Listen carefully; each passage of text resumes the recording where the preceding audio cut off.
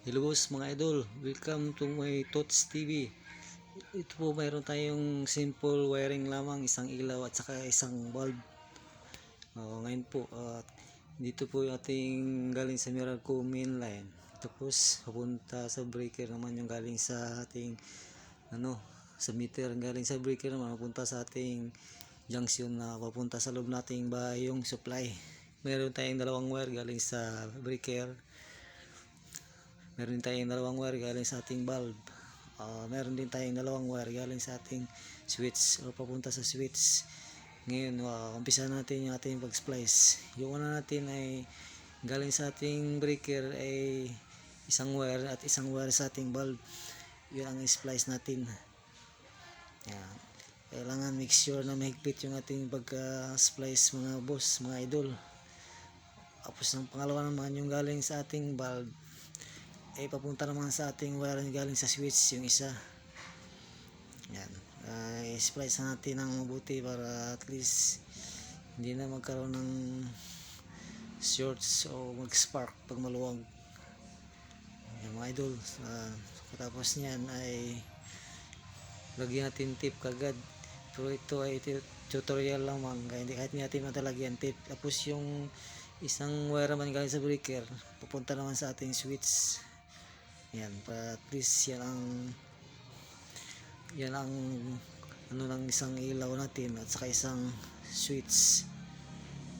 Very simple lang mga idol, mga boss. Kaya yung sundan. So, panoorin mo lang mula sa simula hanggang sa katapusan. Ito po ating switch ngayon. Dalawang wire lang yan. Kaya tag-isa lang yan bawat kabilaan. Tag-isang butas. Yan.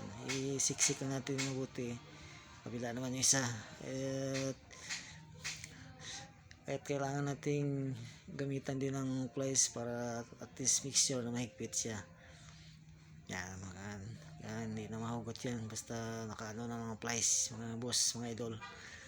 Yan. At pagkatapos niyan, ganyan lang natin, huwag natin i-screw para at least testing natin kagad. Yan. Pagkatapos niyan, kailangan bago ka gumawa, i-off mo na yung breaker at least safety. Ngayon, tapos na tayo gumawa, kailangan natin i-on yung ating breaker para makita natin yung ating ginawa kung ilaw na. Dito yan idol, ayun, umilaw na mga idol, mga boss.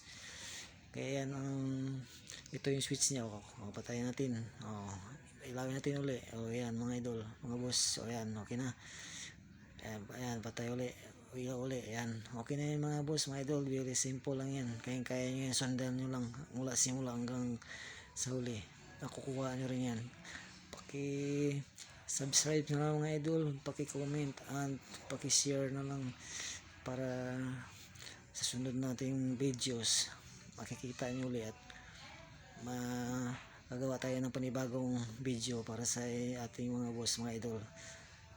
Para lang po sa hindi pa nakakaalam, it's simple tutorial lang po lamang.